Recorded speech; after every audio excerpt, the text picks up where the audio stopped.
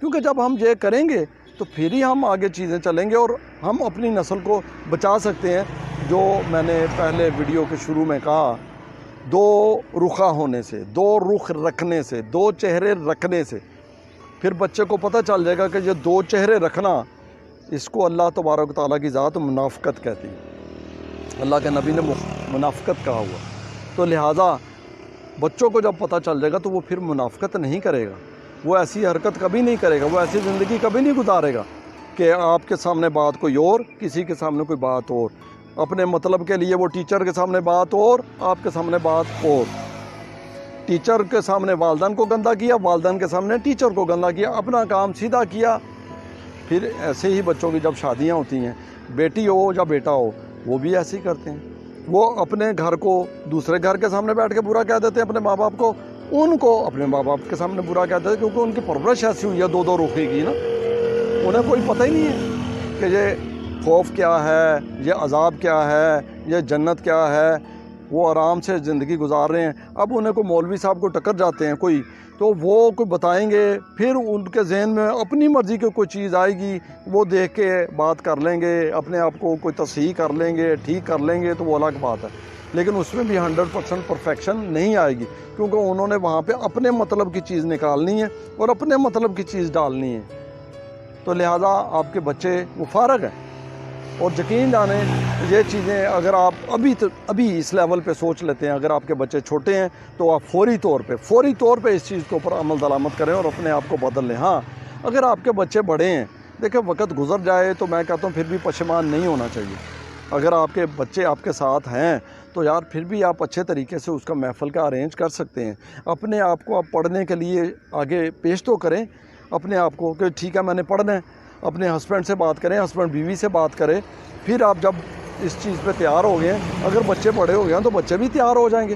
جب بچے بھی تیار ہو جائیں گے تو آپ اس میں دیکھیں آج کل اچھی چیزیں جو ہے نا وہ سننے کو مل جاتی ہیں، یوٹیوب کے اوپر مل جاتی ہیں. آپ نیک محافل جو ہے نا وہ اٹینڈ کر سکتے ہیں. محفلیں بہت جگہوں پہ ہو رہی ہوتی ہیں، وہاں پہ آپ جا کے وہاں پہ اٹینڈ کر سکتے ہیں. ود فیملی آپ جا سکتے ہیں، یا آپ ہفتے میں ایک دن رکھ لیں، وہاں پہ آپ اپنا ایک یوٹیوب کے اوپر کسی کا کلپ لگایا، اسے آپ سنیں، اس کی آپ ایکسرسائز کریں، سب بچے دیکھیں اور اس لائن پہ آپ چلنا شروع کر دیں. دعائیں اویلیبل ہیں، دعائیں پڑھیں. بہت سارے دن آتے ہیں نیک، ان دن پہ دعائیں ہیں، مناجات ہیں، وہ آپ اس چیز کو آپ دیکھیں.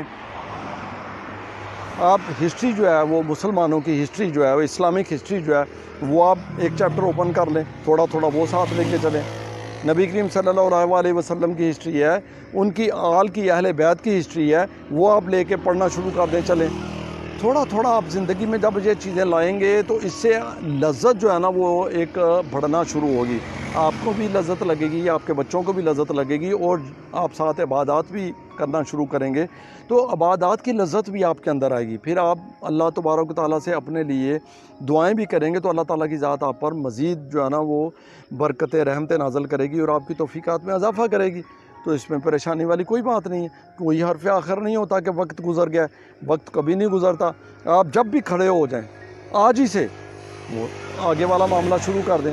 بھائی پیچھے والے معاملہ تو آپ نے گوا دیا، اس کی تو غلطیاں ہو گئیں، تو یار اگر آج ہم کھڑے ہو جائیں اور آنے والا وقت جو ہے جتنا بھی ہماری زندگی ہے ہم اس کو ہی درستگی کی طرف لے آئیں تو یار یہ ہمارے لیے کیا بہتر نہیں ہوگا؟ ہمارے لیے بھی بہتر ہوگا، ہماری آخرت کے لیے بھی بہتر ہوگا، اور ہمارے بچوں کی دنیا اور آخرت کے لیے بھی بہتر ہوگا. تو ہمارے سارے معاملات حل ہو جائیں گے، ہمارے شکوے جو ہے نا وہ ختم ہو جائیں گے. تو ہمیں کسی کی طرف نہیں دیکھنا، ہمیں اپنی طرف دیکھنا ہے، ہمیں اپنی آگے والی منزل کی طرف دیکھنا ہے، ہمیں آخرت کی طرف دیکھنا ہے. یہ کس نے کرنا ہے؟ یہ میاں بیوی نے بیٹھ کے کرنا ہے. اور اگر بچے بڑے ہیں تو بچوں کے ساتھ ایک پورا ماحول بنا کے انہیں اعتماد میں لے کے یہ کرنا ہے. اگر بچے چھوٹے ہیں تو پھر آپ میاں بیوی اس چیز کا فیصلہ کر لیں اور بچوں کی طرف توجہ دیں اس بات کے اوپر اور انہیں ساتھ لے کر چلیں. اب تک اتنا ہی، اجازت دیجیے، اپنی دعاؤں میں یاد رکھیے گا. اللہ حافظ.